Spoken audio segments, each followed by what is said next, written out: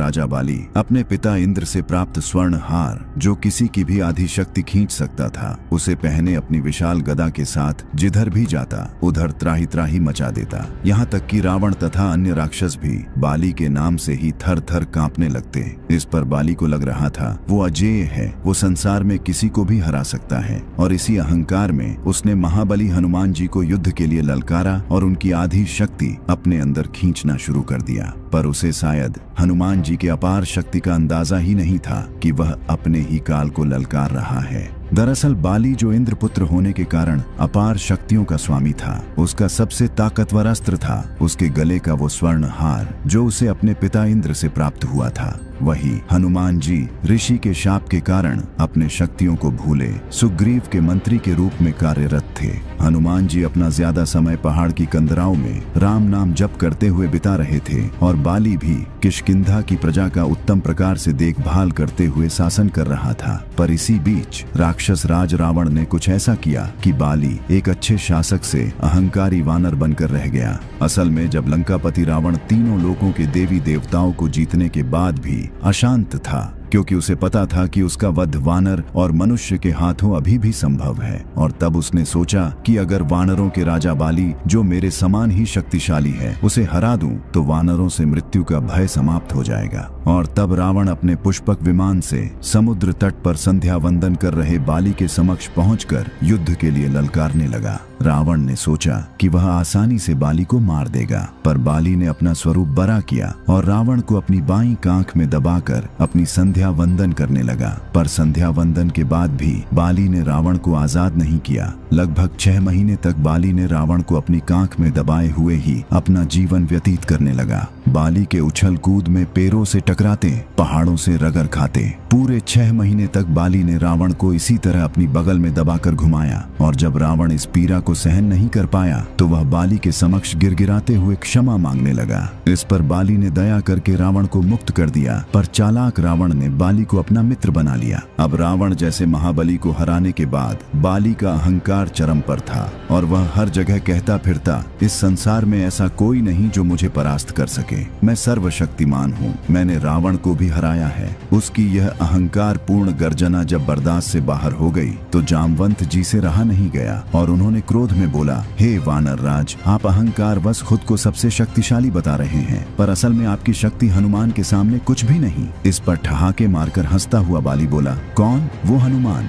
उसके पास शक्ति भी है? जानकर आश्चर्य हुआ। वो तो हमेशा गुफाओं में मुंह छुपाए राम राम कहता रहता है, उससे मेरी क्या तुलना। पर जामवंत, तुम कह रहे हो तो मैं उसकी भी जीवन लीला समाप्त कर ही देता हूँ। फिर क्रोध और अहंकार से गरजता हुआ बाली हनुमान जी को ढूंढते हुए उस वन में पहुंचा जहां हनुमान जी तपस्या कर रहे थे। वह अपनी विशाल गदा से पर्वतों पर प्रहार करता हुआ, वृक्षों को तिनके की भांति उखाड़ कर फेंकता हुआ और सिंह की भांति गर्जना करते हुए हनुमान जी को ललकार कर कह रहा था, कहाँ है वो हनुमान? कहाँ छुपा है वो तपस्वी? आज मैं उसकी जीवन लीला समाप्त करके ही किष्किंधा लौटूंगा। इधर शांत वन में जहाँ केवल पक्षियों का कलरव और झरनों का संगीत था, पवन पुत्र हनुमान एक शिला पर बैठे राम राम कहते हुए ध्यान में लीन थे। तभी बाली का अहंकार भरा कोलाहल उस शांत वातावरण में विष घोलने लगा। वह गरज गरज कर कहता, है कोई जो मुझसे युद्ध कर सके? कोई है जो बाली को परास्त कर सके? हनुमान जी ने पहले तो उसे अनदेखा करने का प्रयास किया, क्योंकि उनकी तपस्या में विघ्न पड़ रहा था। परंतु जब बाली उनके समक्ष आकर उन्हें युद्ध के लिए ललकारने लगा तो हनुमान जी ने अपनी आंखें खोली और अत्यंत विनम्रता से कहा, हे किष्किंधा नरेश, हे देवराज इंद्र के पुत्र, आप निसंदेह इस संसार के सबसे शक्तिशाली योद्धाओं में से एक हैं। आपको कोई नहीं हरा सकता, परंतु इस शांत वन और इन निर्दोष वृक्षों पर अपनी शक्ति का प्रदर्शन क्यों कर रहे हैं? इस पर बाली ने अत्यंत अपमानजनक शब्दों में अट्टहास करते हुए कहा, चुप हो जा वानर, मुझे ज्ञान मत दो, मुझसे युद्ध करो या मरने के लिए तैयार हो जाओ। यह सुनते ही हनुमान जी का शांत और सौम्य मुखमंडल प्रलयंकारी तेज से धधक उठा। उन्होंने अपनी गदा उठाई और बाली के युद्ध की चुनौती स्वीकार कर ली। यह कोई साधारण युद्ध नहीं होने वाला था। यह था 2 महाशक्तियों का टकराव। एक ओर दिव्य वरदान से युक्त बाली तो दूसरी ओर स्वयं रुद्र के अवतार पवन पुत्र हनुमान। जैसे ही युद्ध का दिन निश्चित हुआ, तीनों लोकों में हाहाकार मच गया और जैसे ही हनुमान जी युद्ध के लिए निकलने को हुए तो स्वयं परमपिता ब्रह्मा उनके समक्ष प्रकट हो गए। उन्होंने हनुमान जी को समझाने का प्रयास किया कि वे बाली से युद्ध न करें, पर हनुमान जी ने कहा, मैंने बाली के युद्ध की ललकार को स्वीकार किया है और अब युद्ध न करना कायरता होगी। तब ब्रह्मा जी ने एक अद्भुत सुझाव दिया। उन्होंने कहा, ठीक है हनुमान, तुम युद्ध के लिए जाओ, परंतु अपनी केवल 10वें हिस्से की शक्ति का ही प्रयोग करना। अपनी बाकी की शक्ति अपने आराध्य के चरणों में समर्पित कर दो। युद्ध के बाद तुम वह शक्ति पुनः प्राप्त कर सकते हो, क्योंकि अगर तुम पूर्ण शक्ति के साथ बाली से युद्ध करने गए तो वह तुम्हारे विकराल रूप के तेज से ही जलकर भस्म हो जाएगा और इससे श्री राम की भविष्य में होने वाली लीला में विघ्न पड़ जाएगा। यह सुन हनुमान जी ने परमपिता ब्रह्मा की आज्ञा का पालन करते हुए अपनी अपार शक्ति का केवल 10वां अंश ही अपने पास रखा और शेष शक्ति को प्रभु श्री राम के चरणों में समर्पित कर दिया। और अब आता है वो रोमांचक क्षण जिसका सबको इंतजार था। हनुमान जी युद्ध भूमि में पहुंचे। सामने बाली अपने स्वर्ण हार को पहने अहंकार से मुस्कुरा रहा था। जैसे ही हनुमान जी ने युद्ध भूमि में अपना पहला कदम रखा और उनकी दृष्टि बाली से मिली, बाली के दिव्य वरदान ने अपना काम करना शुरू कर दिया। हनुमान जी की आधी शक्ति यानी उनकी कुल शक्ति का केवल 5% बाली के शरीर में प्रवेश करने लगा और फिर बाली को अचानक अपने शरीर में अपार शक्ति का अनुभव हुआ जो उसने आज तक महसूस नहीं की थी। उसे लगा जैसे सहस्त्र सूर्यों की ऊर्जा उसके भीतर समा रही है। वो सोचने लगा, मेरे अंदर कितनी अधिक शक्ति आ रही है, अब मैं सर्वशक्तिमान बन जाऊंगा।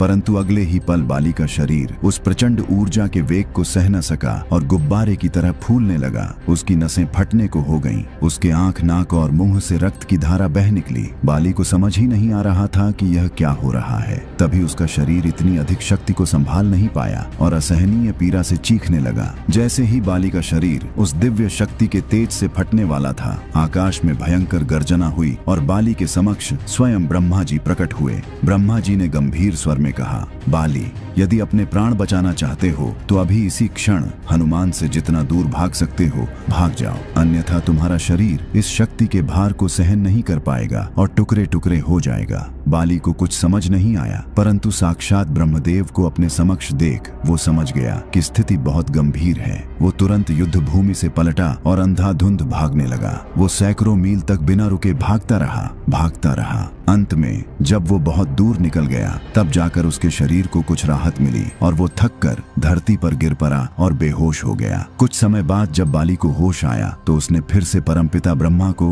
अपने सामने खड़ा पाया। ब्रह्मा जी ने उसे समझाया, हे बाली, तुम स्वयं को संसार में सबसे शक्तिशाली समझते हो, परंतु तुम्हारा शरीर हनुमान की शक्ति का एक छोटा सा अंश भी संभाल नहीं पाया। हनुमान तो मेरी आज्ञा से अपनी कुल शक्ति का केवल 10वां हिस्सा ही लेकर तुमसे युद्ध करने आया था और तुम्हारे वरदान के अनुसार उसकी भी आधी शक्ति यानी केवल 5% ही तुम्हारे शरीर में आ रही थी और देखो तुम्हारा शरीर उसे भी धारण नहीं कर पाया। सोचो बाली, यदि हनुमान अपनी संपूर्ण शक्ति लेकर तुमसे युद्ध करने आते तो तुम्हारा क्या होता? तुम्हारा शरीर तो एक क्षण में ही भस्म हो जाता। यह सुनकर बाली की आंखों से अहंकार का पर्दा हट गया। उसे अपनी भयंकर भूल का एहसास हुआ। उसे समझ आया कि वो किस महाशक्ति से टकराने चला था। बाली तुरंत हनुमान जी के पास लौटा और उनके चरणों में गिरकर क्षमा मांगने लगा। और इस वीडियो में देखिए कि जब अहिरावण की देवी पाताल भैरवी ने हनुमान जी के प्रणाम के बदले उन पर एक अत्यंत ही भयानक प्रहार कर दिया, जिससे हनुमान जी कराहते हुए जमीन पर गिर पड़े,